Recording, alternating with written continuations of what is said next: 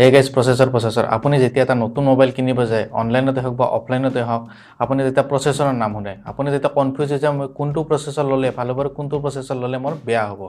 আজি মই এই ভিডিঅ'টোত এই প্ৰচেছৰৰ বিষয়ে সম্পূৰ্ণকৈ বুজাবলৈ আপোনাক চেষ্টা কৰিম আপুনি প্ৰচেছৰ বহুত কথা শুনিছে ডুৱেল কোৰ অক্টা কোৰ 10 নেনোমিটাৰ 12 নেনোমিটাৰ 1.5 জিগাহাৰ্জ 2 জিগাহাৰ্জ আৰু এই বস্তুকেইটা কি মই আজি আপোনালোকক প্ৰচেছৰ জিগাহাৰ্জ কি নেনোমিটাৰ কি আৰু কোৰ কি হয়তোত বুজাবলৈ চেষ্টা কৰিম মই যেটো আপুনি চাই আছে মোৰ ইউটিউব চেনেল যেটো টেক ফৰ ইউ আহক তেনেহলে দেৰি নকৰি আজিৰ ভিডিঅ'টো আমি ষ্টাৰ্ট কৰোঁ আপুনি যদি মোৰ চেনেলটো সাবস্ক্ৰাইব কৰা নাই সাবস্ক্ৰাইব বাটনটো ক্লিক কৰি ঘণ্টা বজানটো বজাই দিব প্ৰচেছৰ মানে হল কাম কৰা আমি যেতিয়া মোবাইলত কিবা এটা কাম কৰিবলৈ অৰ্ডাৰ দিওঁ তেতিয়া আমাক প্ৰচেছৰে সেই কামটো কৰি দেখুৱায় ধৰি লওক আপুনি আপোনাৰ মোবাইলত ইউটিউবটো খুলিব আপুনি যেতিয়া ইউটিউবৰ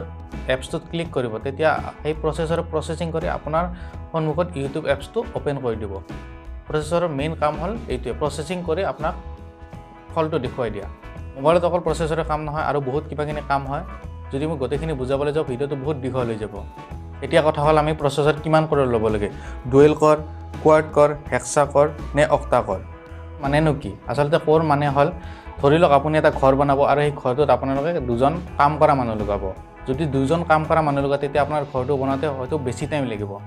ধৰি লওক আপুনি 8জন মানুহ লগালে যদি 8জন মানুহ লগায় আপোনাৰ কামটো সোনকালে হৈ যাব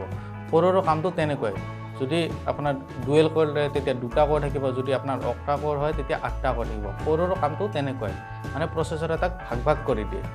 যেনে আমাৰ ডুৱেল কোৰ মানে দুটা ভাগত ভাগ থাকিব আৰু কোৱাড কোৰ মানে 4টা ভাগত ভাগ থাকিব হেক্সা কোৰ মানে 6টা ভাগ আৰু অক্টা কোৰ মানে 8টা ভাগ এতিয়া আহিল নেনোমিটাৰ কি আপুনি শুনিছে 10 নেনোমিটাৰ 12 নেনোমিটাৰ আপোনাৰ যিমান কম নেনোমিটাৰ হ'ব আপোনাৰ প্ৰচেছৰটো সিমান পাৱাৰফুল হ'ব ধৰি লওক আপোনাৰ 10 নেনোমিটাৰ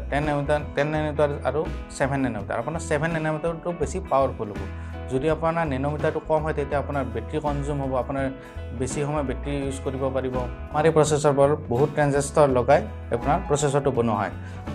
যিমান কম গেপ হ'ব এই ট্ৰানজিস্টৰৰ মাজত তেতিয়া সিমানে আপোনাৰ কম নেনোমিটাৰ হ'ব আপোনাৰ কম মই আপোনালোকৰ জিগাহাৰ্জ মানেনো কি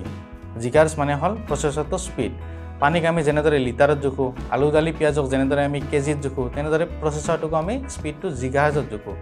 যিটো প্ৰচেছৰৰ জিগাহাৰ্জ বেছি থাকিব সেই প্ৰচেছৰটো ভাল হ'ব যিটো প্ৰচেছৰৰ জিগাহাৰ্জ কম থাকিব সেই প্ৰচেছৰটো স্লো হ'ব